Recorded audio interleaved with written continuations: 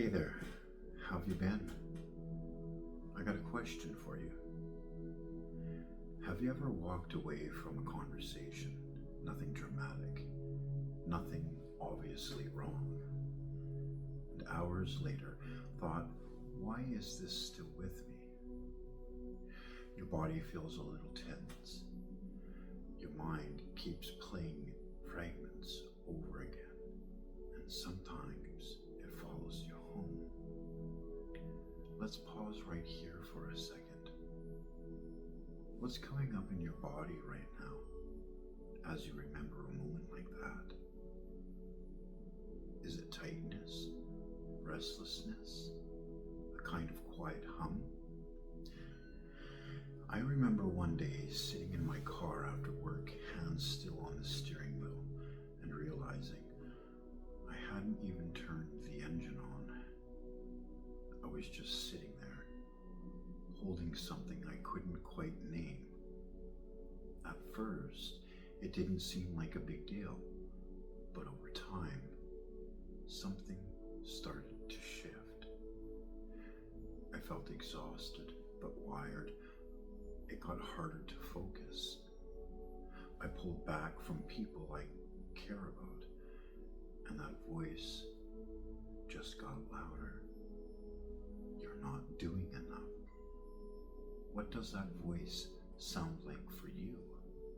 Is it pressure, criticism, or something quieter but persistent? Somewhere along the way, I realized this wasn't random. This was vicarious trauma, and it doesn't arrive all at once. It builds quietly in small, accumulating ways. So here's a question that changed things for me. What if the question isn't, what's wrong with me, but instead, what is my system trying to tell me right now? Because when you're supporting others, your nervous system doesn't just listen, it resonates. You don't just hear stories, you feel them. That's part of the work. But how do you know when something has started to stay with you? Let's get curious. Gently, what are your early signals? Do your shoulders lift? Does your breath get shallow? Do you speed up or shut down? If your stress had a shape, what would it look like? And when was the last time you checked in with yourself? Not to fix anything, just to notice. Sometimes it starts with something very small. One breath, one pause, one quiet question. What's here for me right now? Over time, I began noticing patterns that felt like calm. What activated me? What shut me down?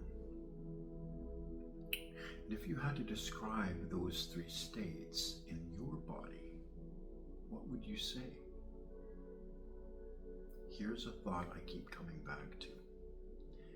What if your body isn't the problem to solve, but the instrument you're learning to tune?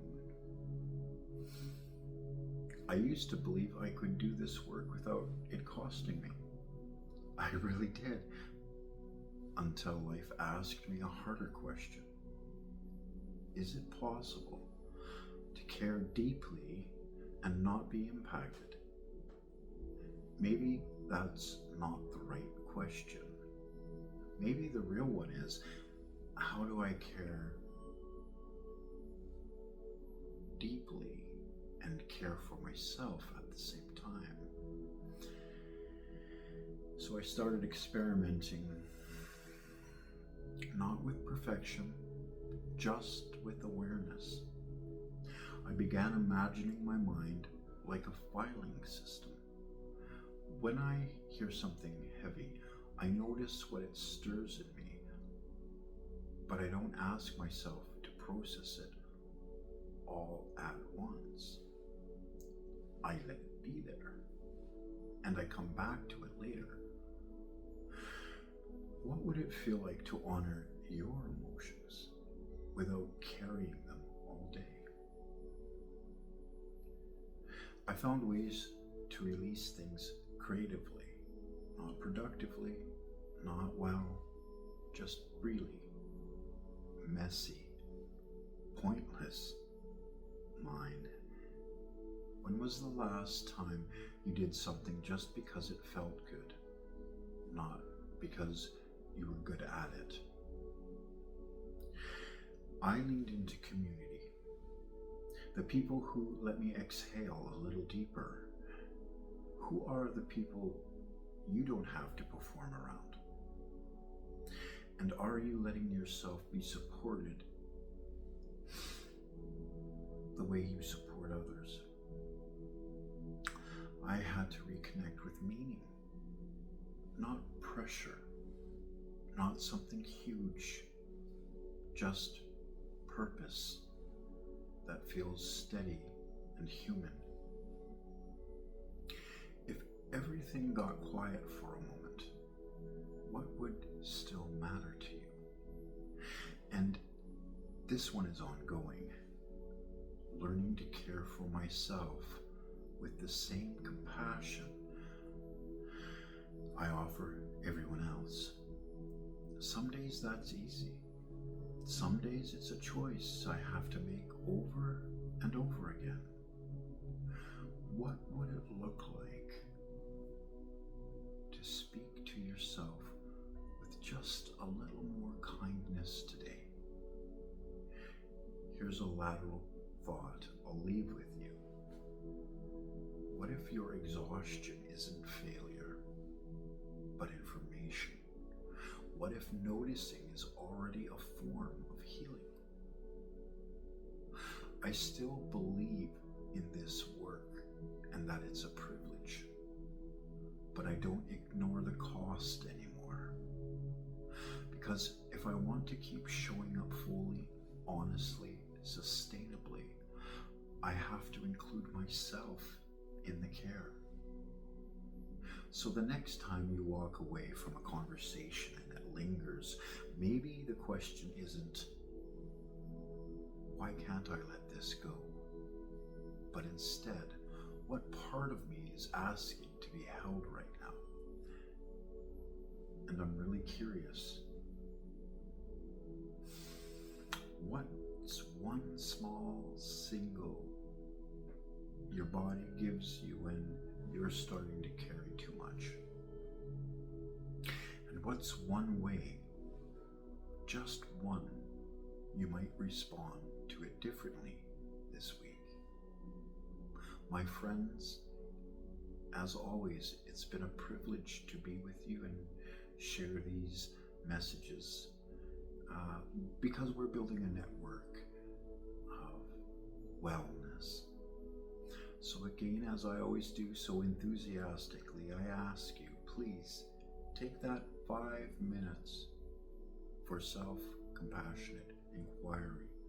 Check in, connect the heart and the mind. And as always, be kind to yourself. If you found that this video helped you, please share. And if you care, like and comment below on ways that you have worked with your vicarious trauma. And until the next one, take with you all of my love.